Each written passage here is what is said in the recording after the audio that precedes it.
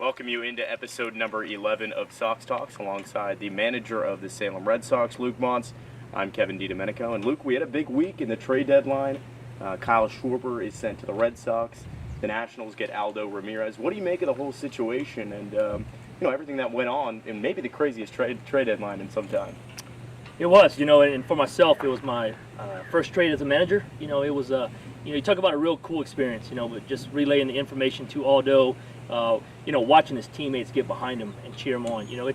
For a second, it could be a shocker for a young kid in that aspect, not really know what's going on. It hit you quick, all of a sudden you traded, you're with a new organization. But once you relay the information to him, let some words out that, somebody wanted you, somebody looked upon you and really had some want in you, and to tell that kid who you got traded for. You straight up for Kyle Schwarber, a Major League Baseball all-star in the big league level, it really hit home to him, and once that took place, he really was in a good place, good mind, and to watch his teammates just hug him and cheer for him was really a cool thing. And it shows the promise that they really believe in him in Washington.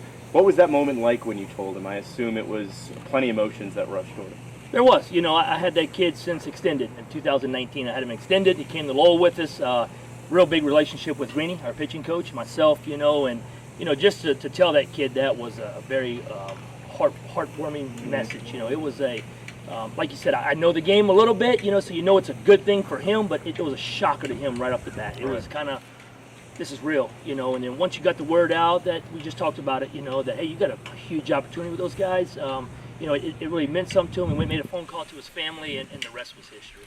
You guys are playing well. You take 4 of 6 from Kannapolis. Your 28th road victory. That's good for second most in all of minor league baseball.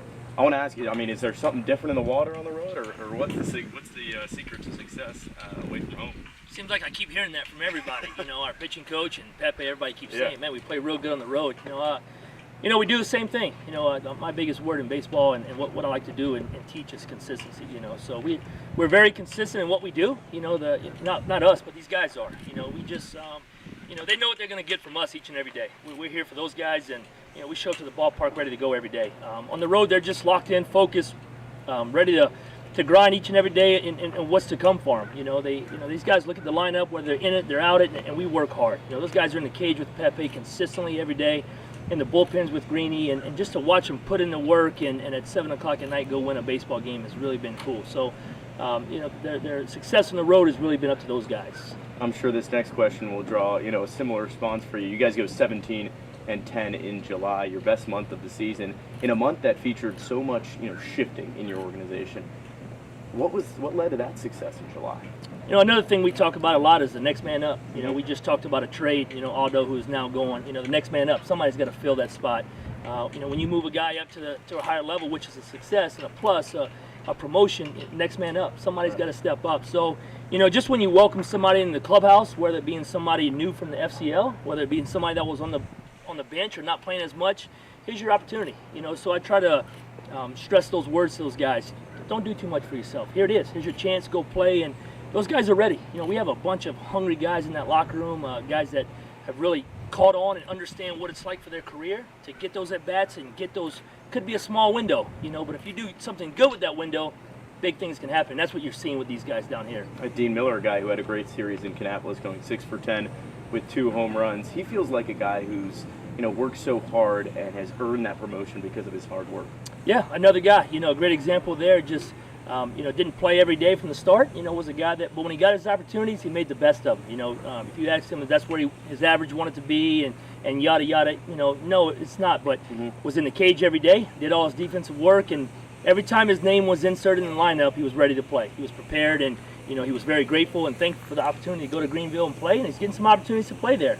So we really stress to these guys that it can happen in a blink of an eye, guys. It's not, you have to play here for a month. It could be tomorrow night. It could be tomorrow morning, So focus, stay prepared, be on time and do the right things, and good things will happen.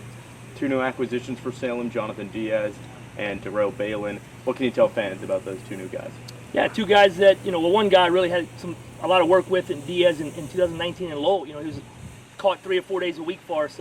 Just a guy that stayed down in Florida, got more reps down there, and a guy that's a left-handed hitter who could really swing it, and catch, and he'll mix in with Marrero and Arrow behind the plate. A young guy that, he comes out and he's trying to get better, work on his game, and do things. And then for Blinn, it's my first time being with him. Just this big old boy walks in your office, and I saw him down in FCL before we left, and guy's got some juice in his bat. He's a hard-nosed player, puts his head down, plays the game the right way, and just really myself getting to learn him and watch the things that he can do. But you talk about a big boy, insert him in your lineup, and makes good things go. So his first at-bat was a homer on the road, was real good for him. Steven Scott gets the promotion as well. I assume it's great to be able to tell these guys that they're moving up a level. It's always great. The hardest thing on that one is telling my 4-year-old that Steven Scott is now leaving the club. But that was another great acquisition for this club. A well-deserved promotion. A guy that's put his head down, done the right things. When he shows up to a ballpark, he's a pro. Somebody asked me what's the definition of a Boston Red Sox, and it's Steven Scott. Anything you want him to do, he'll do it. Anything you ask him to do, he'll do it. And always looking to learn. Always looking to better himself. So that promotion was well-deserved. Good for him, great timing, and we talked about in the locker room. You miss a guy like that who was inserted in your 4-hole after Joe Davis, right. Next man up.